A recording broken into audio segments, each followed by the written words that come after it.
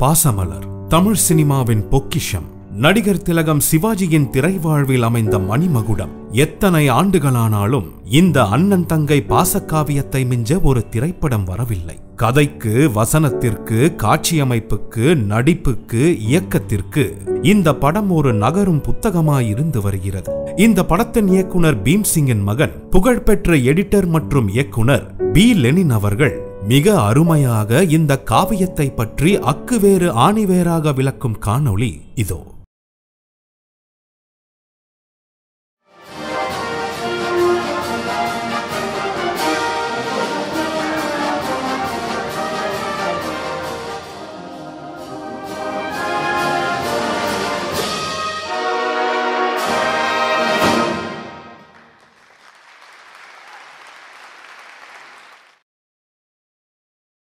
நல்ல சினிமா நேயர்களுக்கு வணக்கம். நீங்க எங்களுக்கு தொடர்ந்து கொடுத்துட்டு வர ஆதரவுக்கு நெஞ்சார்ந்த நன்றிகளை தெரிவித்துக் கொள்கிறோம். ஒரு சின்ன வேண்டுகோள், நல்ல சினிமா சேனலை இதுவரைக்கும் சப்ஸ்கிரைப் பண்ணாதவங்க கீழே இருக்கிற சப்ஸ்கிரைப் பட்டனை பிரஸ் பண்ணி உடனே சப்ஸ்கிரைப் பண்ணிடுங்க. அதோட அந்த பெல் ஐக்கனையும் கிளிக் பண்ணிடுங்க.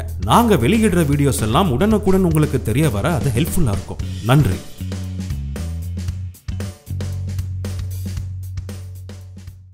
ஆக்ஷன் பண்றாரு, ராதான்னு சொல்றாரு பாருங்க.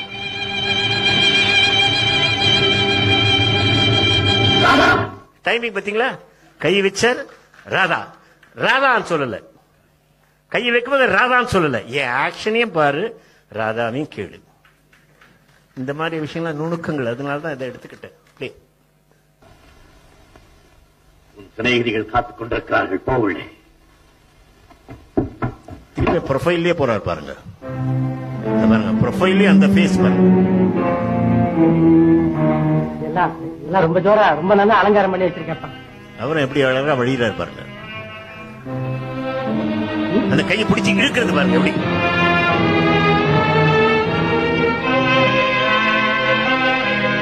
நடுவில் கொஞ்சம் ஷார்ட் எடுத்து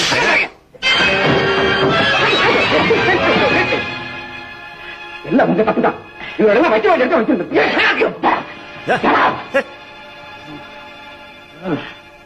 இதுக்கெல்லாம் உனக்கு தகுந்தபடி பாடம் கற்பிக்கல. நான் ஆனந்தம் இல்லை.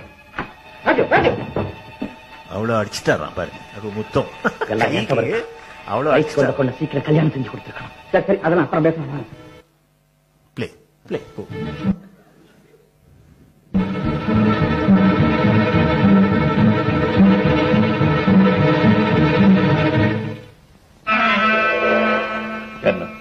இவர்களை வேலையிலிருந்து நிறுத்தி விட்டாயாமே, எதற்கா? ஓ, அந்த உதட பாரு, அந்த உதட பாரு. அது இந்த டைமிங் பாரியா இந்த மார்லன் பிராண்டோக்கு இணையாக இருக்கு. பேக் வந்து காமி. ஓய், எதற்கா? அதை கேட்க நீயா? அடே, அது இந்த ஷாட் இருக்கும்போது ஜெமினி இல்ல அங்க. ஆனா இருக்கிற மாதிரியே அந்த லெப்ட் எவ்வளவு தூரத்தை நிக்கிறாரு பாருங்க. அந்த கண்ணு பாருங்க இப்படி, அது பாருங்க அதே மாதிரி இருக்கு. ஜெமினி அங்க இல்ல, க்ளோஸ் ஷாட் இது எடுக்கும் பொழுது. ஆனா அங்க இருக்கிற மாதிரியே பேசுறாரு பாருங்க. இப்ப நாங்க நிக்கணும் வேற. கம்பாரிசன் சொல்லிதான் ஆகணும். எதனால நாங்க வந்திருக்கோம் தெரியணும்ல எங்களுக்கு. இவரால வந்திருக்கிறோன்றது இதுல இருந்தா ஷாட் எல்லாம் தெரிஞ்சது, இதுல இருந்தா பர்ஃபார்மன்ஸ் எல்லாம் தெரிஞ்சது, இதுல இருந்தா மியூசிக் எல்லாம் எப்படி வரலாம் தெரிஞ்சது. இதுல வந்து நின்னாரு, மியூசிக் நின்னு போச்சு பாருங்க. ஒன்லி டைலாக் தான் இருக்கு பாருங்க. பிளே. நான் ஒரு தொழிலாளி, நாங்கள் எல்லாம் ஒரே சமுதாயம். இதில் ஒருவன் பாதிக்கப்பட்டால் அதை பற்றி கேட்க மற்றவனுக்கு உரிமை உண்டு. அந்த உரிமையின் பெயரால் கேட்கிறேன், இவர்கள் நிறுத்தப்பட்டதற்கு நீ சரியான காரணம் சொல்ல வேண்டும். அவசியம் சொல்லத்தான். உடனே சொல்லல, அவசியம் சொல்லத்தான் வேண்டுமா சொல்லல. ஜஸ்ட் பார்த்து ஆங்கிள் இப்படி மாறிச்சு போச்சு பாருங்க. காரணம் சொல்ல வேண்டும். நல்ல லெப்ட் சைடுல பார்த்து. அவசியம் சொல்லத்தான் வேண்டுமோ? ஆம், எதற்குமே காரணம் சொல்லியாக வேண்டிய காலம் இது. கால் அதிகம் வேலையில்லாத அதுக்காக லாங் ஷாட் எப்படி ஆக்ஷன் பண்றாருன்னு பார்த்துக்கிட்டு ஷாட் வைக்கப்படுகிறது. கால் ஆட்டுறாரு. காரணம் சொல்லியாக வேண்டிய காலம் இது. அதிகம் வேலையில்லாத காரணத்தால் ஆழ்புறை அது பேசுதியா? அவசியம் ஏற்பட்டது. அதிகம் அப்படின்னு இத போய் ஓவர் ஆக்டிங் நாங்களா திருப்பி திருப்பி அதை சொல்லி ஆகணும். வேற வழி இல்லை. குறைப்பு செய்ய வேண்டிய அவசியம் ஏற்பட்டது. அந்த அவசியத்திற்கு குறிப்பிட்ட இவர்களை மட்டும் தான் பலி கொடுக்க வேண்டுமா? இதில் எந்த குறிப்பும் இல்லை. கணக்குப்படி வேலை செய்யாமல் கௌரவ சம்பளம் வாங்கிக் கொண்டிருந்தவர்கள் தான் நிறுத்தப்பட்டிருக்கிறார்கள். அதுவும் தற்காலிகமாக.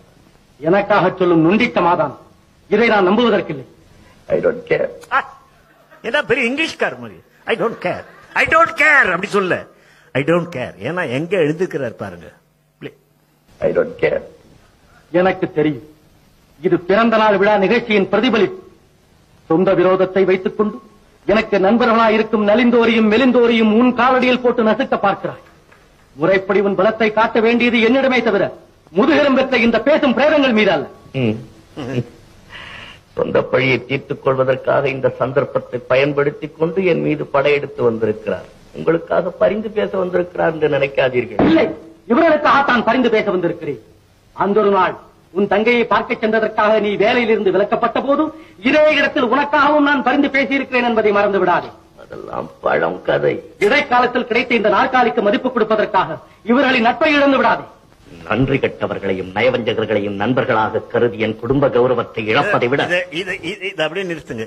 இது பார்த்து பேசுறாரு இல்லையா, இதுக்கு மைக்கேல் கேன்னு ஒரு ஆக்டர் தனியா ஒரு ஒர்க் ஷாப் பண்றாரு. கண்ணு அடிக்க கூடாதுன்னு சொல்லிட்டு தனியா ஒர்க் ஷாப் பண்ணிட்டு இருக்கான்.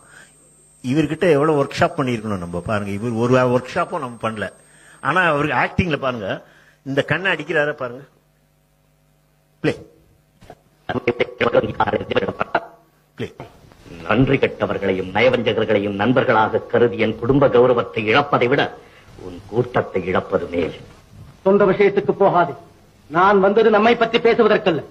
நாளெல்லாம் பாடுபட்டு நீ இந்த நிலையில் இருப்பதற்கு காரணமான இவர்களை பற்றி தான் பேச வந்திருக்கிறேன். என்னை போன்ற சுயநலவாதிகளின் பேச்சை கேட்டு பாவம் ஒன்றுமறியாத இந்த தொழிலாளர்கள் தங்களுடைய இன்பத்தை எல்லாம் இழப்பதைக் கண்டு உண்மையிலேயே நான் அனுதாபப்படுகிறேன். யார் சுயநலவாதி? ஒருவனுடைய சுகத்துக்காக பலர் பாடுபட வேண்டும் என்கிற ஏகாதிபத்திய மனப்பான்மை கொண்டு நீ சுயநலவாதியா, அல்லது பலருடைய நன்மைக்காக ஒருவன் வாழ வேண்டும் என்று சொல்கிற பொதுநல பித்தனான நான் சுயநலவாதியா? அடிக்கிற மாதிரி கை. பொதுநலம் பொறியிலே பலகாரம் வைப்பது எலியின் பசியை போக்கவா? புற்றுக்கு அருகே நின்று மகிழி ஊதுவது நாகத்தின் காதுகளை நாதத்தால் குளிர வைக்கவா? காட்டுக்குள்ளே புலி பறிப்பது யானை ஓய்வு பெறுவதற்காகவா? கலையை வில்லிலே பூட்டுவது கலைமானுக்கு வேடிக்கை காட்டவா? இல்லை, இதெல்லாம் பிற துன்பத்திலே இன்பம் காண வேண்டும் என்ற பேய் வெறி. அந்த வெறிதான் உனக்கு. பெயர் பொதுநலம். புரியாமல் பேசாதே. மெழுகுபத்தி எரிந்து ஒளியை கொடுப்பதோடு தன் மேனியையும் உருக்கிக் கொள்கிறது. ஊதுபத்தி நறுமணத்தை கொடுத்த பிறகு உருவமற்ற சாம்பலாகிறது. தேய்ந்து தேய்ந்து மனத்தை கொடுக்கும் சந்தனக்கட்டை போன்றவர்கள் தான் தியாகிகளும் பொதுநலவாதிகளும் என்பதை புரிந்து கொள். இப்படியெல்லாம் பேதங்கள் பேசி பிளவு உண்டாக்குவதற்காகத்தான் அன்று என்னிடம் பிளவு உண்டாக்குவதற்காகத்தான் அப்படின்னு டக்குன்னு காலை வச்சுட்டு அதுக்கப்புறம் டைலாக் சொல்றாரு. அந்த காலை வைக்கும் போது டைலாக் சொல்லல, ஏன்னா மெர்ஜ் ஆயிடும். லைவ் சவுண்ட் பாருங்க, இன்னொரு பாருங்கத்தான் அன்று என்னிடம் பிடிவாதமாக தான் தடதா தான் தடதா டைலாக். இது மாத்திரம் இப்ப நடிக்கிற பசங்க எல்லாம் பாருங்கப்பா. இல்லன்னா எனக்கு 1 லட்சம் கொடுங்க ஒரு நாளைக்கு, நான் உங்களுக்கு சொல்லி கொடுக்குறேன். இவரை வச்சு நான் செத்து கொடுத்தான் சிவாஜி கணேசன் சொல்லணும்ல. பிளே. உண்டாக்குவதற்காகத்தான் அன்று என்னிடம் பிடிவாதமாக வேலை கேட்டாய். நீ இல்லை, உன்னிடம் வேலை பார்க்க ஆசைப்பட்டேன். ஏன் ஒரு தொழிலாளி முதலாளியாக மாறியிருக்கிறானே, இப்பொழுது ஆத்திரப்படுகிறேன். இந்த முதலாளி தான் ஒரு மாஜி தொழிலாளி என்பதை மறந்து விட்டானே. இல்லை இல்லை, இவனும் நம்மோடு வேலை செய்தவன் தானே. இன்று பல பேரை வைத்து வேலை வாங்குகிற அளவுக்கு இவனுடைய நிலை உயர்ந்து விட்டதே என்ற வயிற்றெரிச்சல் உனக்கு. வயிற்றெரிச்சல். தண்ணீர் அது அந்த சஸ்டைனிங் த ஆக்ஷன். கடைசி வரைக்கும் என்ன பண்றாரு டைரக்டர் பார்த்துட்டே இருக்காரு, கட் பண்ண வருது. ஏன்னா சிவாஜி கிட்ட பின்னாடி என்ன ஆக்ஷன் வரும்ன்றது யாருக்கும் எதிர்பார்க்க முடியாது. ஏன்னா இம்மீடியட். இப்ப சாப்பிடுறீங்க இல்லையா, உடனே என்ன வாட்டிக்கோ இன்னும் உடனே காஃபி, அது மாதிரி இல்ல, அது மாதிரி இன்ஸ்டன்ட். அது உள்ள போயாச்சுன்னா அந்த ஆக்டர் அவ்வளவுதான், அந்த பர்ஃபார்மர் ஆயிடுறாரு, அந்த கேரக்டர் ஆயிடுறாரு. அதனால எண்டில் பாருங்க என்ன சொல்றாரு பாருங்க, வயிற்றுச்சு. அந்த குத்துறது கூட ஒரு அழகா குத்துறாரு, வயிறு உள்ள போயிட்டு வருது இவருடைய விரல்ல. வயிற்றெரிச்சல் உனக்கு. வயிற்றெரிச்சல். அந்த ஒரு கேமராவை பார்க்காம திரும்புறது ஒண்ணு இருக்கு தெரியுமா, ரொம்ப கஷ்டம். கேமராவை பார்க்காம திரும்பிட்டு போறதுன்றது, இந்த கிராசிங் த ஐஸ், அது 180 டிகிரினுடைய இதெல்லாம் சொல்லுவானுங்க. என்னமோ பெருசா வச்சு PhD பண்ணவங்களா, அது இவரது PhD பண்ணிட்டாங்களா கரெக்டா இருக்கும். தண்ணீர் இல்லாததால் ஒரு செடி கருகுமே தவிர வேறொரு செடிக்கு கிடைக்கிறதே என்ற ஏக்கத்தால் எந்த செடியும் எரிவதில்லை. இந்த தத்துவத்தில் வளர்ந்து கவலை இல்லாத வாழ்க்கை நடத்துகிற என்னை விட்டுவிட்டு எவனாவது கையால் ஆகாதவனிடம் வைத்திருத்தல் கதையை சொல். என்ன ஸ்டைல் பத்தியா, என்ன ஒரு அந்த பாடி லாங்குவேஜ் பாருங்க. அந்த மிஸ்டர் ஆனந்த் அப்படி சொல்லிட்டு அந்த சேர் அப்படி திருப்பி விட்டுட்டு அந்த ஒரு ஸ்டைல் பாருங்க, பாடி பொசிஷன், அந்த அவர் என்ன இங்கிலீஷ்காரங்களா நிக்கிறாங்களே அந்த ஒரு ஸ்டைல் பாருங்க.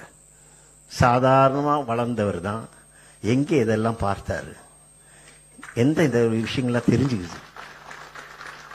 நம்முடைய தமிழ் டிராமா, அந்த காலத்துல அவர் டிராமா எவ்வளவு பேர் பார்த்தாங்க தெரியல.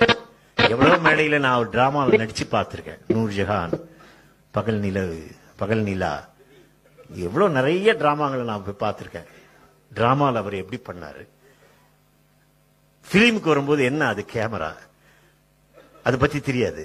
ஆனால் என்ன பர்ஃபார்ம் பண்றாரு பாருங்க. Play. I can do whatever I like. Those days are gone, Mr. Raju. Now each for all and all for each. இந்த ஆணவத்தால் ஆயிரக்கணக்கான தொழிற்சாலைகள் அழிந்து போயிருப்பதை உனக்கு நான் நினைவுபடுத்துகிறேன். இந்த ஆர்ப்பாட்டத்தால் லட்சக்கணக்கான தொழிலாளர்கள் திண்டாடுவதை நான் உனக்கு நினைவுபடுத்துகிறேன். இனி நாம் பேசிக்கொண்டே போனால் அதன் முடிவு என்ன ஆகும் என்பது நம்ம இருவருக்குமே தெரியாது. இறுதியாக உன்னை எச்சரிக்கிறேன், இவர்களை மீண்டும் வேலையில் சேர்த்துக்கொள். அப்படியா? இது தியேட்டர்ல, சித்தா தியேட்டர்ல அடிக்கிறான் ஒரு அடி. சரி, அங்கதான் அடிச்சான் பார்த்தா கிராமம் எங்கெல்லாம் போனாலும் அவங்களுக்கு தெரியாது. நோ ஐ சே நோ. நமக்கு தெரிஞ்சதுனால நம்ம நினைச்சுக்கிறோம் எல்லாருக்கும் தெரியும். அந்த கிராமத்துல நோ ஐ சே நோன்னா அந்த டைம்ல தெரியாது. இப்ப கூட ரொம்ப பேருக்கு தெரியாது. ஆனா அந்த ஆக்ஷன் பாருங்க, என்னவோ பண்ணிட்டான் நம்பாளு. என்னவோ பண்ணிட்டான், என்னவோ சொல்லிட்டான், அட்ரா அப்படின்றான், ஒரே கை தட்டுறான் பாரு. அப்படியா? மறுபடியும் எச்சரிக்கிறேன், கூட்டுறவு பண்டக சாலை மூடப்பட்டதை எதிர்த்து அன்று எழும்பிய அதே போராட்டக் குரல் நாளை இந்த சுவத்திலும் எதிரொலிக்கும். Listen my boy, listen. இம்முறை உன் போராட்டத்தால் இந்த தொழிற்சாலையின் கதவுகள் பூட்டப்படாது, உன் கைகள் பூட்டப்படும். அதோடு உன் கர்வமும் ஓட்டப்படும். நெல் ஆனந்த், நீ உன்னுடைய ஆட்களை எல்லாம் சேர்த்துக் கொண்டு இங்கே எரியும் மின்சார பல்புகளை எல்லாம் அணைத்து விட்டாலும் அதை பற்றி எனக்கு கவலை இல்லை. ஆனால் இதே இடத்தில் எப்போதும் ஒரு சின்னஞ்சிறு அகல்விளக்கு சுடர்விட்டுக் கொண்டிருக்கும். அந்த சொற்ப வெளிச்சத்தின் கீழே அற்பர்களின் துணையின்றி ஒரே ஒரு உருவம் மட்டும் ஓடியாடி வேலை செய்து கொண்டிருக்கும். அதுதான் நீ குறிப்பிட்ட அந்த தொழிலாளி ராஜு. அதை மனதிலே வைத்துக் கொண்டு உன் போராட்டத்தை தொடங்கு, முழங்கு, முரசு கொட்டு, மூளைக்கு மூளை நின்று திட்டு. நடக்கிறாரு பாருங்க, நடக்கிறாரு.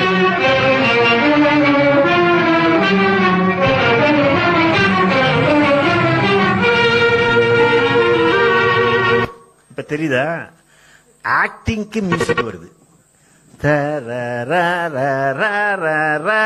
ஃப்ரண்ட்ல நடந்து வந்துருவாங்க, பின்னாடி அது ஒரு அழகு.